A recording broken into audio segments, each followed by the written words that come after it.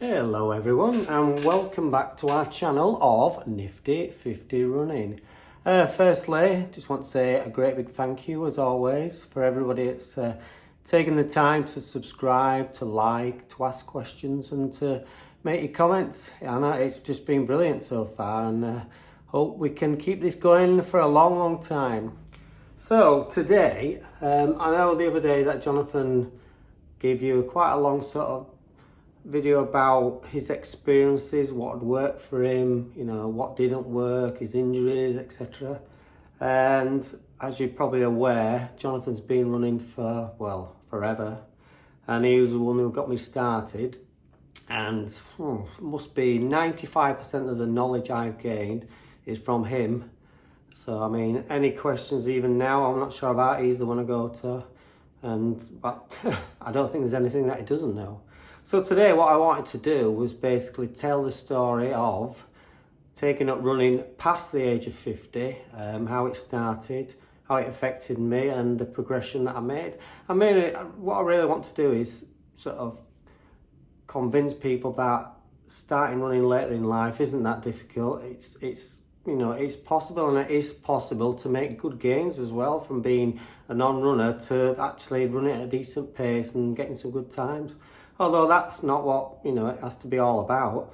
I think the enjoyment of it, the feeling of running out in the fresh air, knowing that you're getting fitter, you're getting faster and feeling good about yourself in general. So what happened was, back in early 2016, late March, early April, I was between jobs and weather was nice, and one day I decided to go for a walk. For some strange reason, I just thought I'll go for a walk today. So I went for a walk, enjoyed it, realised I was quite unfit. So I thought, I'm going to carry on this. So I went walking the next day, and every chance I could get, I went for a walk. And these walks became longer. I was going further afield. I was like walking down roads that I'd only ever driven down, finding little country lanes and stuff, and I was really enjoying it. But it got to a point where I was doing, 10 plus miles, and there's only so far you can walk, and I was wanting to go a little bit faster. And then that's when Jonathan stepped in. And he was like, oh, what are you walking for? Why don't you take up running? And I was like, why would I want to run? What's the point? I don't understand. Why would you want to run? Anyway, he gave me sort of some reasons, etc. And after a little bit of persuasion, I decided, okay, I shall give it a go. What I've got to lose.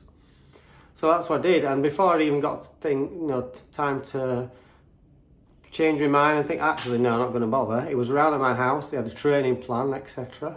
And this was to run the Leeds 10K, which was early July, and we're now talking middle of April. So I had about 13 weeks, but not only to run it, I had to run it in under an hour. So that was a challenge in itself. But I thought, right, I'll give this a go. It gave me that spur to do it. So that was it. So that first ever run, I had no gear. I had an old pair of trainers, some old swim shorts, my England football shirt, and it gave me an old watch to record the time on. So that's what I did. I went out and ran it. I think it was about 3 or 4 miles, sort of stopping and starting. And no idea what time, it was like 13-minute miles. But I did it. I mean, I was absolutely knackered, and I'm thinking, what the hell are you doing the whole way around? That feeling in your head saying, why are you doing this? Why are you putting yourself through this? But I did. I continued. I was a little bit achy the next day, as expected, but I stuck to the plan and started making a little bit more effort, pushing myself. But the mental side I found was difficult. That, I can't do this, can't go on, and I'd run and stop, and that's what I found the most difficult part. But I kept going. And then Jonathan very kindly gave me a pair of his old running shoes. They weren't worn out or anything like that. They still had miles in them. And these were the Adidas Ultra Boost, the quite light ones back then. So I used them, and I found that they did make quite a bit of difference. And I sort of, from that point, I've realised that the quality of running shoes is really important.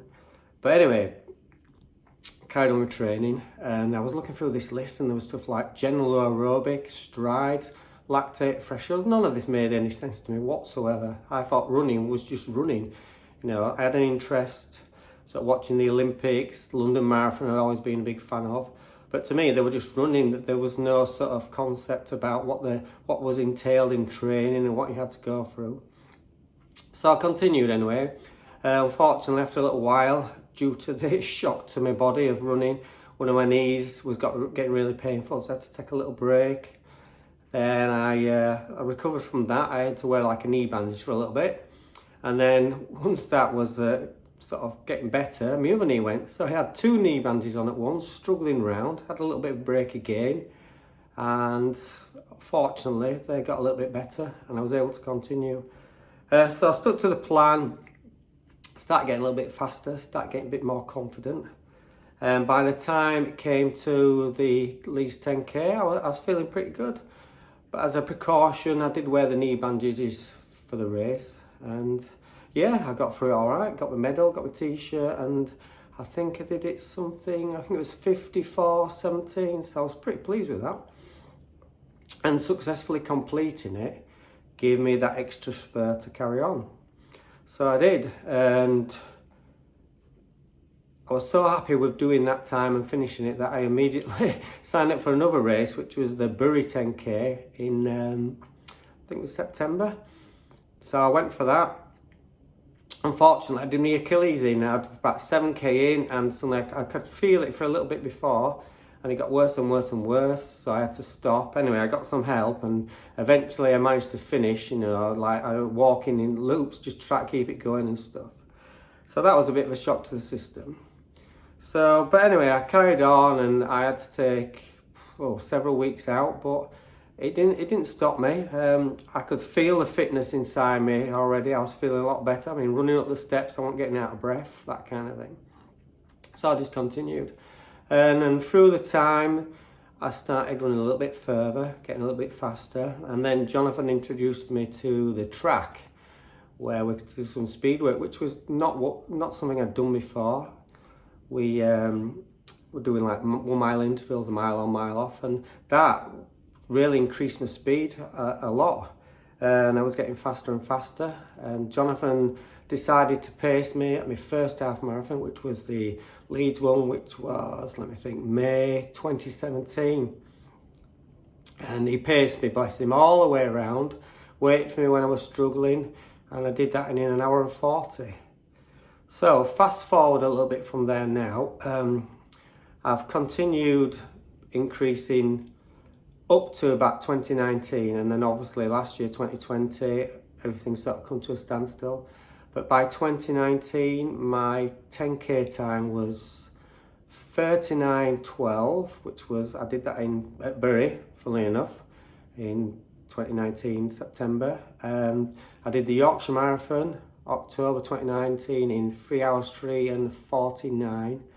And the Cheshire Half Marathon, around about the same time, 1 hour 25, about 50, something like that. So as you can see, in the 4 years since then, up to that point, I'd increased my time quite considerably, and I was making really good progress. But then obviously the pandemic came along, the track got shut, races stopped, as everyone knows, and I won't say my motivation wavered, but I don't know. I just ended up getting in a bit of a rut where I was just doing the same thing over and over again. I had this thing where, I've got to do 100 miles every week, It's going to be, marathon seemed to be my thing. And I thought, right, I'll do that 100 miles a week. But after a while, what I found was I could run all day, but I was running slower. I found that, if you run slow all the time, you'll end up being good at running slow. And I was putting no speed work in or anything. So, I felt really, really fit. My legs felt strong, but I wasn't really making any progress. So what I've done recently is sort of change my training. And now on a Monday, I do like hill training. Now, I'm quite lucky because we live on top of a hill. There's one long road that runs straight down, and from my house to the bottom it's about a mile. But I don't run all the way back up it, about halfway. I do about six repetitions where I really push hard to get to the top and then jog back down to the bottom, get my breath back. And now on Wednesdays, I'm doing speed training, which consists of a 2 mile warm up. Then I'll do a mile on, mile off, mile on, mile off. Keep repeating that. I took back 4 times. And then a 2-mile warm up back home again. And on Wednesdays I've been doing a bit of a tempo thing where I do a 2-mile warm up, do 3 miles at a not full out speed, and then I set a mile off, and then say 2 miles, and then a couple of miles warm down. But I'm going to change that now. I'm going to just have a steady run on a Friday, because I know being at my age it does take a little bit to recover. You know, I can't sort of recover in a day or so, so I'm sort of trying to manage my body a little bit more. But to be honest, I'm feeling a lot better for it. When I was running every day and doing 100-mile weeks, my legs were tired almost every single day. I was able to run on them, but it's probably why I was lacking in speed, etc., because my legs were tired and I wasn't really listening to my body, which I'm starting to do now. So now at the present time, I'm building the mileage up. I'm going to be doing about 60 miles a week. I probably no more, might be the odd occasion, depending how good I feel. And Sundays are going to be my long run, so I'm going to sort of try and do 15 miles at a steady pace. I mean, my steady pace is probably 8-minute miles now, so I'm quite happy with that. And from all that, I've set myself a couple of goals. At the moment, with the interval training, I think my fastest mile is about 6 minutes 25, and I really set myself quite a tough target, but I'm hoping it will be reachable, and that's to get under 6 minutes. If it's 5 minutes 59, that's fantastic. It doesn't matter, you know, that's my little target. And then later in the year, I'm entering 2 marathons, the London one and the Yorkshire one, and I would love to get under 3 hours. It's just a thing I've sort of been aiming for quite a while now.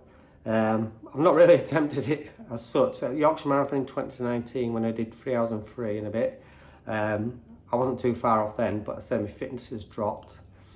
So when I go to London, if I get 2 hours, 59 minutes and 59 seconds, then I'm going to be really happy. But we'll just see. It's a long way off, got 6 months, wherever.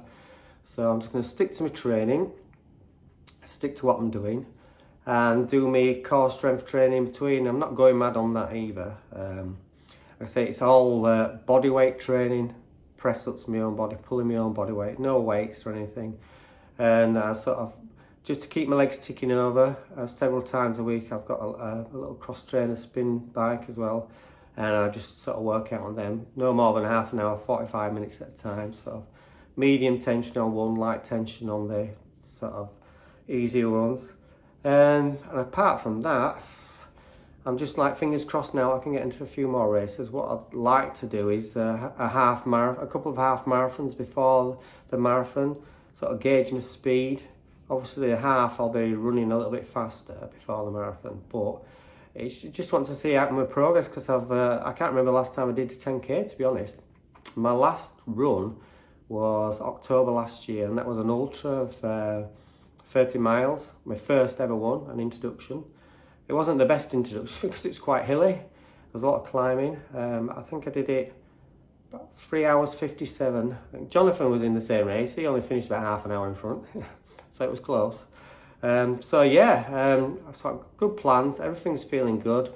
This lesser mileage but more effort is really paying dividends, and I'm hoping that in a month or so, this 6 mile thing will be down to like 6 miles 10. So, you know, I'm trying to chart progress with like Excel spreadsheet that I've done. You know, I'm quite analytical. I like facts and figures, so I'm keeping an eye on that. And since I started it, my first fast mile was about 6 minutes 40, and let's say my last one was 6 minutes 27. So I have made some progress in those few weeks. So I hope it may continue. So there you go, there's my little story, and I just wanted to show that at 50, don't be afraid to start running, or don't be afraid to make that extra effort. I mean, motivation is quite difficult sometimes, but what I tend to do myself is look at beyond and think to myself, well, if I make this effort, I could do this, and if I run here and there and put in that extra speed, then when it comes to this, I'll be so much better. You know, I always try and look at the bigger picture, not the here and now, and I picture myself crossing the finish line, really pleased at the speed I've done, you know, and everybody being really supportive, etc.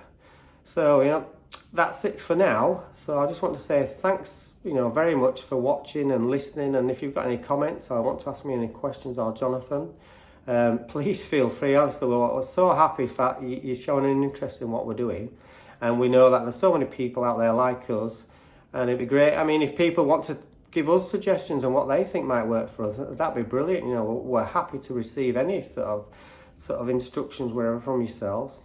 So I just want to say thank you very much, and I hope that this will inspire you and help you, and get back to us and just let us know what you think. So from Nifty 50 Running, myself and Jonathan, bye for now and keep watching. Thank you.